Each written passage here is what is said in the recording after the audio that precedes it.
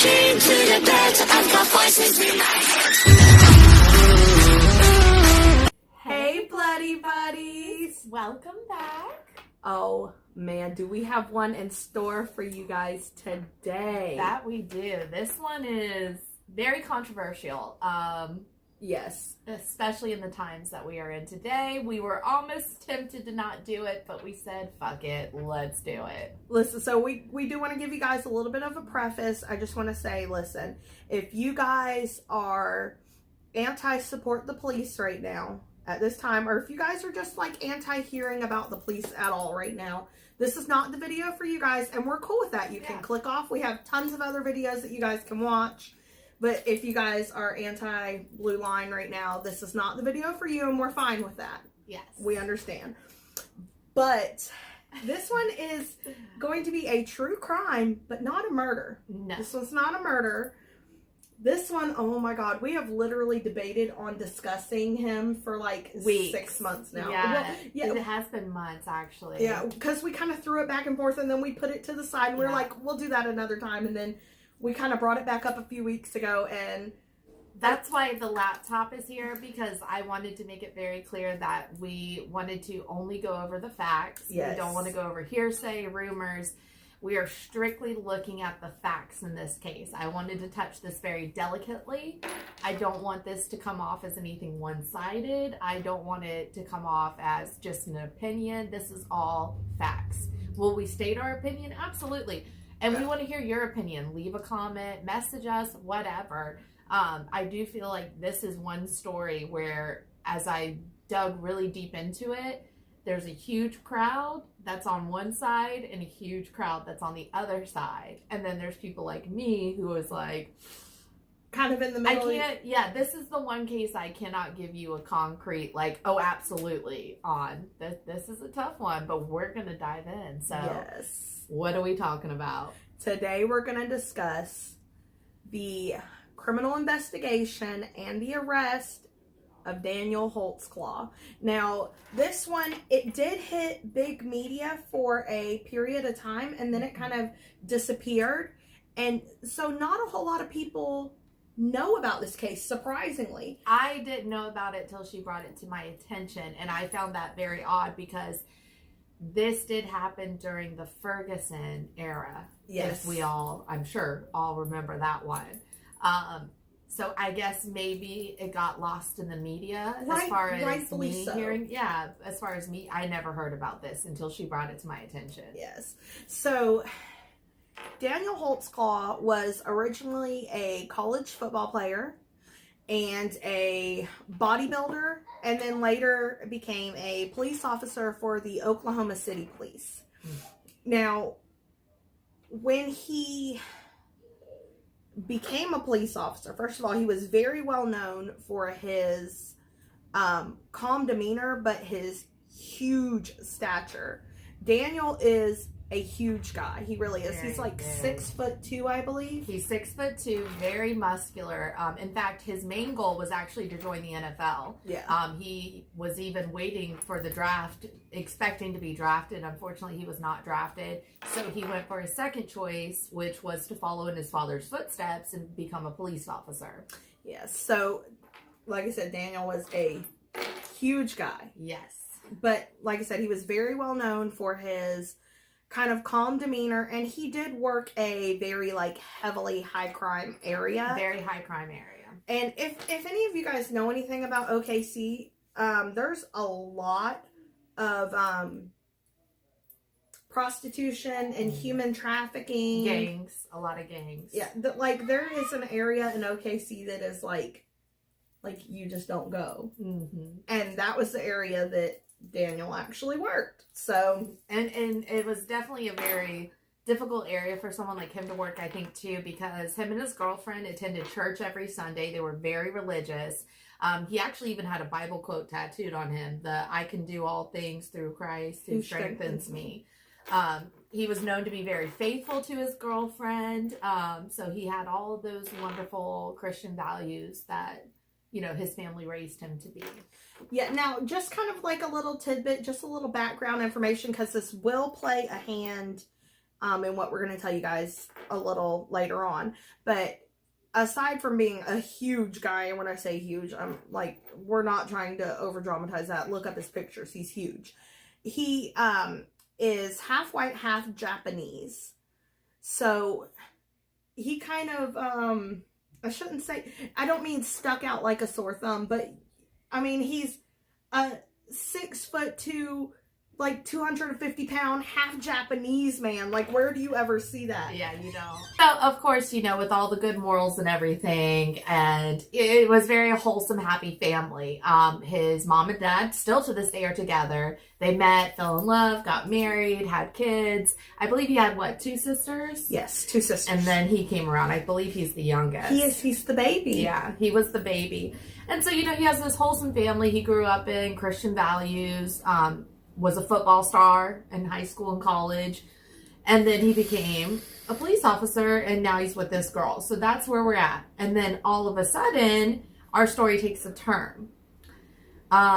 Basically, one day he turned his computer off. He was on his way home, but then he sees a female in a red, I believe it was a Pontiac. Yes. A red Pontiac swerving. So even though he's off duty, he decides to pull her over. Now, just a little preface. This was around like 2 a.m. Yes. It was late at night, early in the morning time. He had just gotten off of a long shift. Mm-hmm. Technically, he wasn't supposed to turn his computer off until he got home. But he did turn it off after leaving the station, so. And he also stated he had a habit of this because he was never reprimanded for it. It was just some sort of bad habit that he did start to get. Yeah. So he ends up pulling her over. And according to him, he saw her drinking purple Kool-Aid, asked her if there was anything in it, asked if he could search the vehicle. He did realize her license was suspended. And I believe it was suspended for it was like 30 years. Yeah. So clearly she had no insurance either. But because he was off the clock and everything, he said, you know what, just get home safe. I think his true intentions were he just wanted to make sure it wasn't a drunk driver on the road hurting somebody. Her story, however, is completely different. Yeah. You want to tell her? Yeah. This is where we're going to dive deep into this. So... the lady that he pulled over, her name is Janie Liggins. Now, Janie went to the police department 10 hours after this pullover, this stop had happened. Right. She went to the police department and stated that he had forced her to give him oral sex. Now, she agreed to do a test. I forget what they actually call the test. But they did a test to swab her mouth, things of that nature. Right. To test for DNA. He was later pulled into an interrogation room. When he came into work a few hours after this, he was pulled into an interrogation room and was told that this young lady had come to them and said that he had raped her and that she wanted to press charges. Mm-hmm. I'm just going to say this just right off the bat before we dive deep, because we are going to discuss the 2 cops that interrogated him. Mm. Start to finish, this interrogation was a little over 2 hours, and the full uncut video is on YouTube. You guys can look it up. Yeah, just look up his name and interrogation. It pops right up. And actually, if you guys want, we'll link it down below. Yeah, we can provide those links for you guys.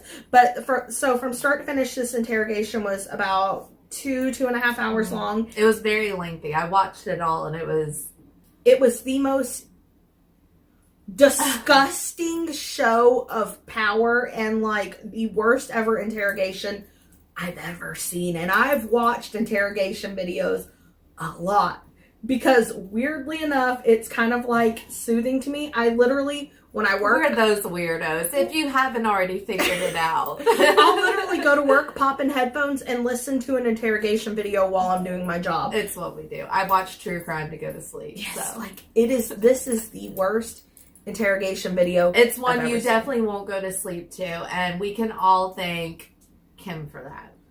But we'll dive deep into that in a minute. But so he was interrogated, and they asked him to remove his uniform because the uniform that he was wearing that day for work was the one he had been wearing the night before. Right. So they asked him to remove his uniform. They put it into evidence, and they immediately put him on leave from work until they paid leave. Yes, until they could interrogate. Now, if you watch this, just from the beginning, he's cooperative. He's not asking for a lawyer. He's telling them everything that happened. He's very calm. He's not nervous, anxious. Like, he literally had just putting myself in his shoes, he was acting like this was some ridiculous claim, whatever. I'm going to tell the truth. It'll be fine. Yeah. Because he didn't lawyer up. And he's a police officer. He knows when you need to lawyer up. Yeah. He didn't lawyer up. He didn't hesitate. He didn't act anxious, nervous. He was completely calm. Like, he was talking to a friend, like, yeah, this is what happened. It is what it is. Like, he even let them DNA swab him.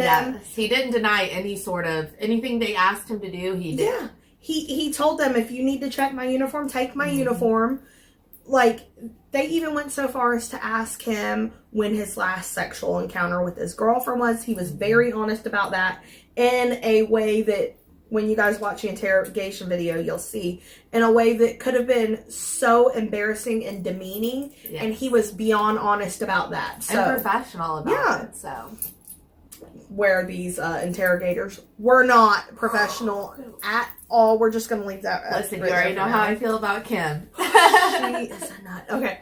But so he was interrogated. He was put on paid leave. Mm-hmm. And this is where things just went from bad to so far left field worse. Like, I can't even describe. It just went crazy. It was all downhill from there, friends. Yes. The interrogators actually went door to door. They went through. I'm sorry. Let me backtrack. I was about to say, they found every black female that he had pulled over and run through and his went system. to their house, knocking on the door, saying, "Hey, that guy that pulled you over, we're trying to see if he, raped anybody else. Did he rape you? That's like basically what they did. They literally handed it to them. If you're gonna knock door to door, you shouldn't even put that in their head. You should say, has anything in the, recent time span happened to you with any police officer recently?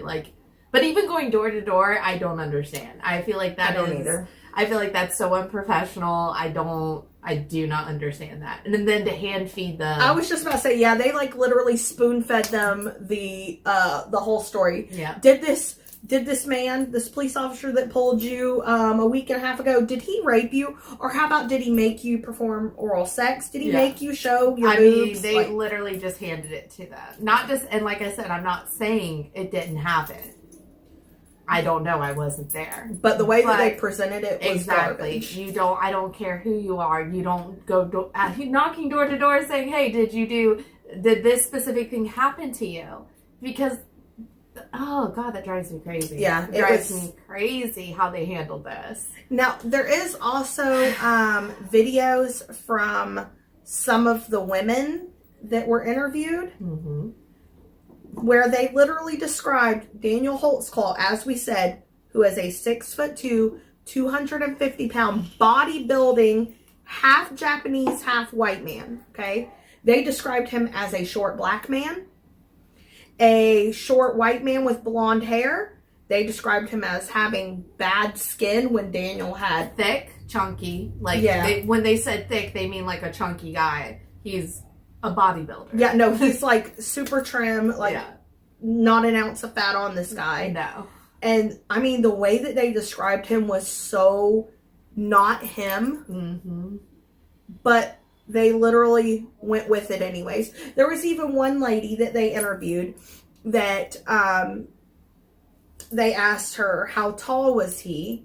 She stood up. Yeah, she was like, "Oh, he was shorter." Yeah, than he me. He was right here, and she was 5'11", and she was like, he was here to me. But if you watch that very closely, good old Kim, she goes, "Oh, but you're pretty tall, right?" Like, she was trying to coax her into saying that he must have been tall too because she was tall. I caught that when she said that, and I'm like, "You tried."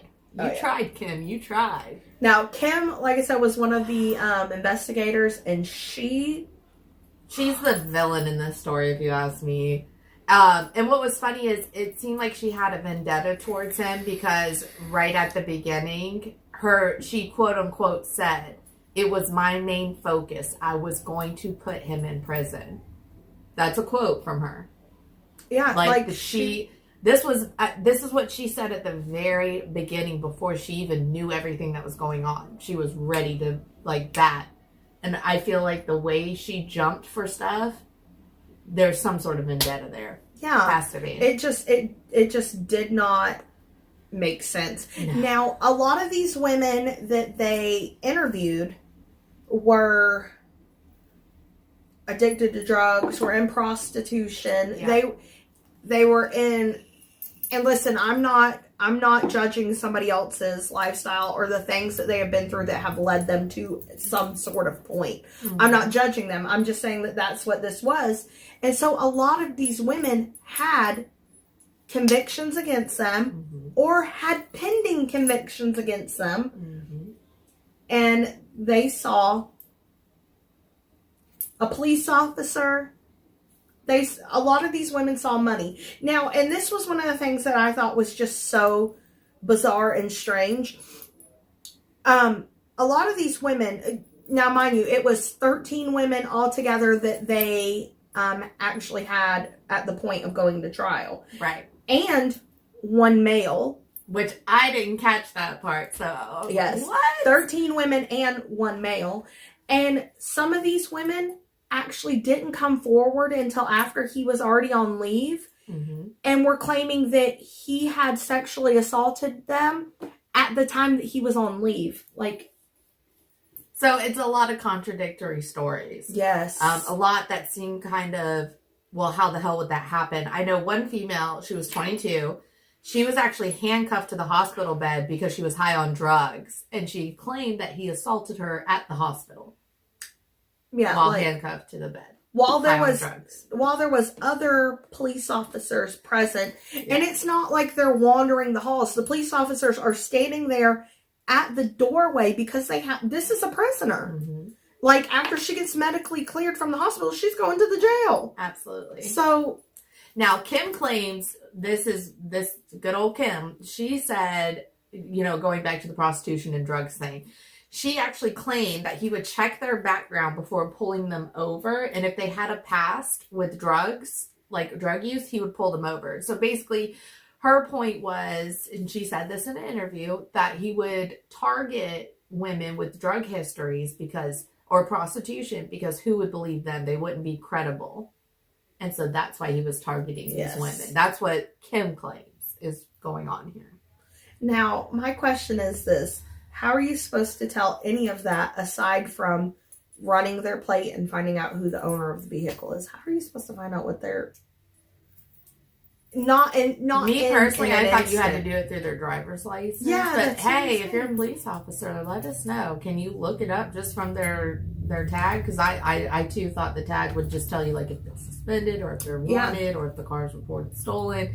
So let us know, because I'm very curious about that. Yeah, we could be totally wrong. Exactly. There was a lot of interesting things, though. Like, for example, Carla Raines, one of the victims, she first denied she was a victim at all in the police interview. I think it was like 7 times, said, no, I'm not. And then she even stated specifically that she had never had to expose herself to anybody. Yeah. And in the interview, she's like, oh my God, no, nobody's ever asked me to do that or anything. Then Sherry's the one that told them it was a short black man. Most accusers never reported the sexual assaults. One victim even said she was not sexually assaulted 7 times in her interview before the cops coerced her into telling the story. After her interview, while walking out the door, she stated, even if he didn't rape me, he did things that he shouldn't have done, like contacting people. This video was originally not shown, but yeah, it was originally not even shown in court until Brian Bates, who is, I don't know if you guys know who Brian Bates is. If you don't, you should. Mm-hmm. Brian Bates does a whole YouTube channel based on catching women and men that work in the sex industry illegally in OKC. And we're not anti-sex industry. Like, I'm the first one, get it, you know. Right? Just to make let y'all the bag. know. Like, we're not worried about that. Do it legally, A. Because that's the safe way. And B. Be safe. Yeah, well, don't... And these women that he catches on camera, I shouldn't say women, these women and men that he catches on camera are literally, like, having sex with a client, like, behind a church and stuff. Like, it's disgusting. Yeah. So there's a big difference because I have friends in the sex industry. I love y'all. You rock. Y'all are nothing like this. Yes. So, but Brian Bates actually, he runs a whole YouTube channel based on catching these people that are causing this to be rampant in OKC. And when he found out about this whole Daniel Holtzclaw trial, he dove deep into it to the point that he was actually a witness in court. And that part of the tape where this woman was saying, even if he didn't rape me, that was never shown to the jury at all until Brian Bates brought it up in court. And they had to stop court, take it back for the attorneys to see, and then take the jury back to see it before they could ever present it as evidence because it was never presented. And you'll find that in the other videos that we'll link below. Yes. You'll see it firsthand. I mean, it's not just audio. You actually see the girl, so you can see her talking. And it's very disturbing. It's very scary. Yeah. That somebody can do that and they're all going with it. So it was pretty upsetting to hear something like that. Now, when she talked about contacting people, this was the one thing that was a red flag to me. Like, I don't know about this. One of the people he pulled over, he did add them on Facebook, and he did message them. The messages were not inappropriate. As far as, like, it wasn't like, hey, baby, like, oh, you're so sexy. Yeah, there was nothing sexual. Like that. It was a message basically asking, like, how are you doing? Please call me. And I think he asked, like, several times to call. And he even showed up to this girl's house in his personal vehicle. That's a big no-no. Yes. Now, to preface this was a woman that I don't remember exactly what the situation was. I can't recall it offhand. But this was a situation where he had actually helped this young lady. I think it was to get into a homeless shelter. Yeah, but I'm not positive. She was the one that had a heavy drug problem. And yes. He did respond by saying that he was just trying to help her. Now, But it was... Was it the right way? No. But I can't say that I haven't seen, I don't want to say weird people, but I know some, like, I guess you'd say socially awkward people who don't know right from inappropriate. Wrong. We know someone like that. Yeah. There's just some people that just don't know. Who will just show up at your house. And so I get it. But at the same time, I also get how that's a red flag. And that was one of the original red flags that had me like, oh, he did it. Yeah. Like, he did it. But then you really start to learn about his character. And you're like, honestly, I feel like he's this little Christian boy who was trying too hard to help somebody else to the point that he didn't realize that this would... Because his heart was in the right place. Yeah, he just didn't realize he was crossing a line. Yeah, he didn't get like, oh, but... I might be trying to do something nice, but it shouldn't be showing up at her house. Yeah, this is crossing a line. So that was it was inappropriate. I will say that. But does that lead to sexually assaulting? No, but she claims he came to her house and tried to have sex with her. I will throw that out there. Yes. That claim was made. So, another thing too that I thought funny, going back on all these women describing him differently and going back to Kim basically having this vendetta towards him. Kim Davis literally stated in an interview, quote, "It doesn't matter if they can't remember what he looks like or his size or the color of his skin or hair." What, Kim? Like, what? You're telling me it doesn't matter that if they can identify who this person was that showed up to their house trying to have sex, supposedly, who assaulted them? And she would say, oh, well, they were going down on him and they see this gun next to his, you know what? and they don't want to look at him because they're scared he's going to shoot them. But before all that happened, he initially pulled them over, looked at them, and talked to them. Yeah, so, and this was another kind of red flag to me. This was in part of his interrogation. It was adamantly expressed that, first of all, he wore tight compression underwear that had no seam at the crotch. He also wore his bulletproof vest that went down over his groin, and he had the I forget what they call it, where it actually connects his socks to his uniform shirt so that everything stays taut. Yeah. So the manner in which some of these women claim that he just came up and basically was just, I'm not trying to be vulgar, but just came up and penis out. Which is what was said. Like, it really was. It's literally not possible. He would have had to literally undo his pants, pull them to the ground, undo his vest, take it off, and then undo the connector from his socks to his shirt and pull his underwear all the way down.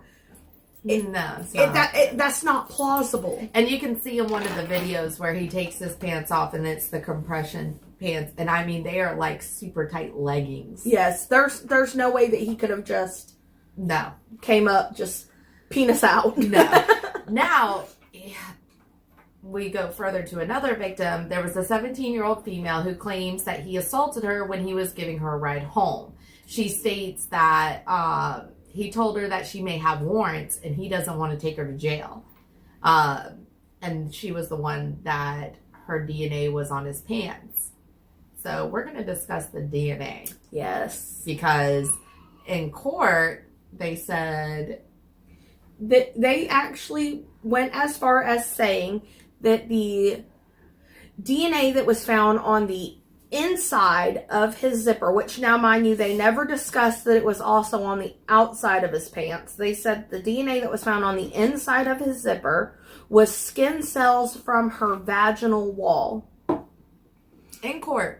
Yes, it was said, this was literally said in court. You can find the, I forget what the transcript. Yeah.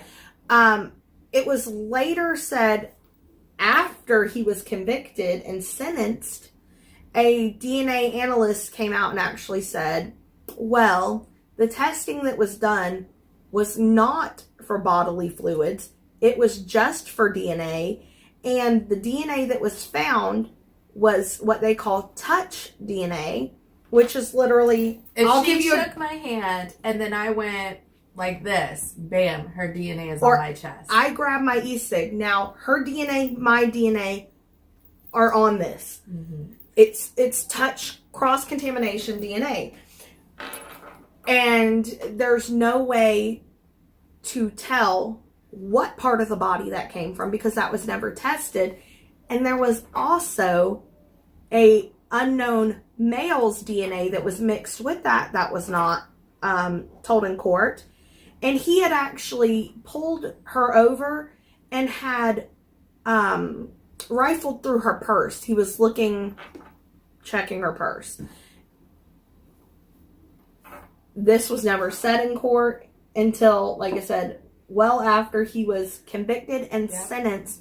Then a DNA analyst came out and said, that's not possible, not even the slightest. Too little, too late, though. Yeah. So. And it's horrible because I think that makes a huge difference when we're talking about actual, like, DNA that is very specific and just saying in general. Because just like we said, I can touch something and now my DNA is on it. Doesn't mean... That does not mean that it's from her vagina. Exactly. It's very frustrating that they did that. But you got to think, again, we're going back. This was during Ferguson. Even Holtzclaw stated he felt that if he wasn't convicted, it would have been another Ferguson situation. And he really felt like that's why he ended up guilty, because they didn't want another Ferguson situation happening in the city. Rightfully so. Right. And then, of course, the jury was all white. So I know a lot of people are like, oh God, he's going to be found not guilty. So you've got that kind of burden where it's an all white jury. I did find it I don't know, funny and sad. One of the witnesses even showed up high on PCP. So how do you have a credible witness when they show up high on drugs? And they let her on the stand. They did. High on PCP. High on PCP. I also thought it was kind of funny, too, a little tidbit. Kim Davis actually retired 7 months after the trial. It was like her victory trial, and then she retired. Yeah. She got what she wanted, I guess. Let's see. It took the jury 4 days to come to the decision of guilty, although some jurors did not believe the victims. Actually, a lot of people didn't. And he was sentenced to 263 years. Now, this was one of the things that I found so crazy about his actual sentencing. There was, there was some that they literally said they just didn't believe that victim. So basically what they did was take the total amount of years that he would have been sentenced had he gone down for every single victim, every single count against each victim. And they split that number in half and said, this is what we're going with. And it didn't matter whether it was credible, not credible. They just said, sure, we'll say he did these and we'll say he didn't do these. We'll split it in half and we'll... That's literally how they handled it, which is so crazy because, like I said, it was like a circus. You've got one witness high on PCP. There was another victim who changed her story several times in an attempt to hide her drug problem from her boyfriend. The location she claimed she was assaulted at did not match his location. So I found that to be really weird. And also it was funny too because at one point Kim said, oh, they have no motive. Why would they lie? And then later on she admitted, oh, people lie all the time to make money. And we come to find out there were 7 civil lawsuits against Daniel in Oklahoma City Police Department. Now, and this was one of the other like crazy things that I kind of found out was that one victim said that she changed her story several times to hide her drug issue from her boyfriend. Come to find out, she didn't even have a boyfriend at the time. Right. So it was literally, pardon my French, but from start to finish, this was literally just a shit show. That's the perfect word for it, a shit show. And, you know, what I found funny is at first I dug really deep into this. So at first I watched something about it on 2020. I was like, oh, he's guilty. Yeah. Then I watched something else and I'm like, wait a minute. None of this, like they literally like 2020 touched like the tip of the iceberg. This one documentary went all the way through it. And I feel like we try to give you a quick all the way through it recap in this video. The issue is I'm not going to say whether he did it or not because only him and God knows and the victims, if they are. The problem we have here is we have a lot of people on drugs. We have a lot of people changing their story. We have a lot of people saying he's short and he's black. We have he's blonde and he's white. We have somebody showing up high on PCP. You know, we have all these different things, but the one thing we don't have is any concrete evidence. Yeah, so DNA does not give you evidence when it's generic skin cell DNA. There was some of these victims that just flat out refused to do DNA testing. Yeah. That just, well, if it happened to you, wouldn't you want to do every test possible to prove? I'm just being honest. If this happened to me, and Lord forbid, if this really happened to these women, I feel so terrible for them. I cannot imagine what that must feel like. But if that happened to me, I would literally want to nail him to the freaking wall. I would do everything I can to make sure that he does. Now, just to kind of dive a little into not so much the case, but the interrogation. These are just tidbits that I just feel like literally just made me go, what? Did that really just happen? During his interrogation, Kim Davis noticed that he was a left-handed man, and she literally asked him what hand does he masturbate with, told him how she masturbates. Ugh. Asked if he manscaped, which I can kind of understand that question because they might have been looking for like pubic hair, things of that. I get that, but why did she tell him how she masturbates? Yeah, well, no, and then she tells him how she landscapes down below, if you know what I'm saying. I mean, she was just very unprofessional, to say the least. She asked him if he did steroids because he's such a big guy, and he said no, that he did pre-workouts. And he did. I mean, when we say this is a big guy, I'm not trying to be rude, but he looks like a guy on steroids. That's how big. Yeah, he's a big guy. He wasn't, though. He was not on. No. Because that was my first thing. I said, if he was on steroids, we all know that causes anger, but he was not on. No, he was not on steroids. He looked like it. He was muscular. But he did tell her that he did pre-workouts and things of that nature. Which was found in his police car. When they searched his police car, all they found were some CDs, protein powder, and like some fast food bags. But she literally asked him, well, does this pre-workout stuff, does it have any sort of thing in there that can make your junk shrink? Like, she literally was so unprofessional. Beyond unprofessional. And I forget the male cop's name that was also doing the interrogation. She took over the spotlight for me. Is that his name? Rocky. I couldn't remember. He literally told Daniel that they had video evidence of the pullover of Janie Liggins, and that they could see his penis come out of his pants, that they could see him forcing her to give him oral sex. And literally, the video that they're talking about... Which you can see. I've watched the video. You can't see anything. Well, and he asked to see the video. He said, let me see that. If there is that evidence, let me see it. And first of all, the video is from like a traffic light. It's actually from a building. A building had a bunch of 24-hour security cameras. And, I'm trying to think of how to describe it distance-wise. It's pretty far. Like, you can see the cop car and the lights, and you can see her car. But it's nighttime, and these are not, like, super high-quality cameras. But you can see that they were only pulled over for, like, 10 minutes. And what was weird is after he pulls her over, she turns the direction from where she was originally going. Like, she was going this way, and then all of a sudden she U-turns it. Yeah. But, yeah, it was only about 10 minutes. You can kind of see figures, but you can't... definitely didn't happen, I don't think. From the video you can see. I don't know.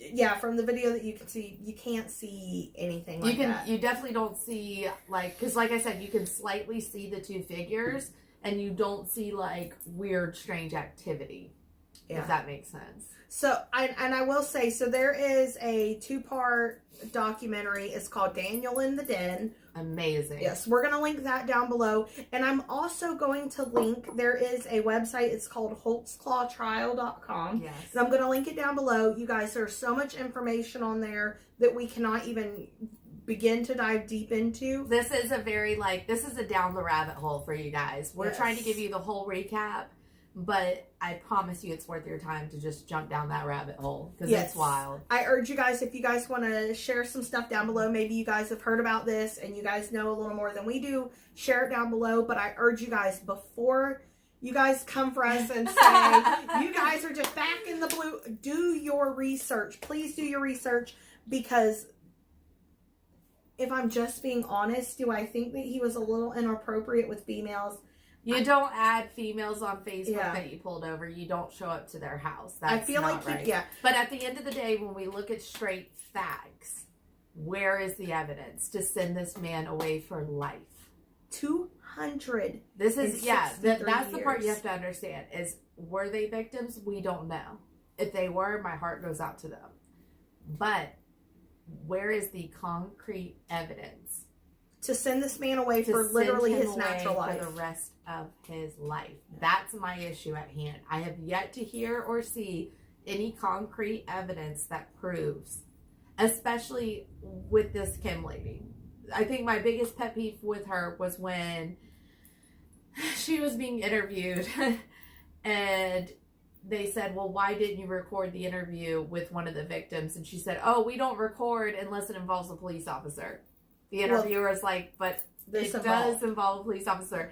She goes, oh, well, we were in the hospital and we just forgot it. And she said, well, can't you use your phone to record? Oh, I wouldn't know how to do that. You're an investigator and you don't know how to record a video on your phone. Like, literally, we're recording on my phone right now. So, bullshit. like, really? It's really not that hard. And if you're an investigator, I would hope you are educated enough to record a video. End of the day, regardless of what happened, this was handled so fucking poorly that it really upsets me, because I do truly believe in innocent until proven guilty. And we are very big, like, we're all about equality. We're all about, you know, I'm all for Black Lives Matter. I back the blue. Like, you can do both. It's okay. Yeah. But the big situation here is how poorly this was handled, how there was a complete, utter lack of evidence. There was no concrete evidence. There was no actual proof. And now this man is in jail for the rest of his life. So, we're going to, like I said, we're going to link everything down below. I strongly urge you guys to do a little bit of research. There is also a petition on Holtzclaw trial website that you can sign if you guys feel the need to. If you guys didn't know that that was out there, it's out there and we're going to link it. There you go. So let us know what you think. Innocent, guilty, on the fence. Let us know. Till next time. Bye. That was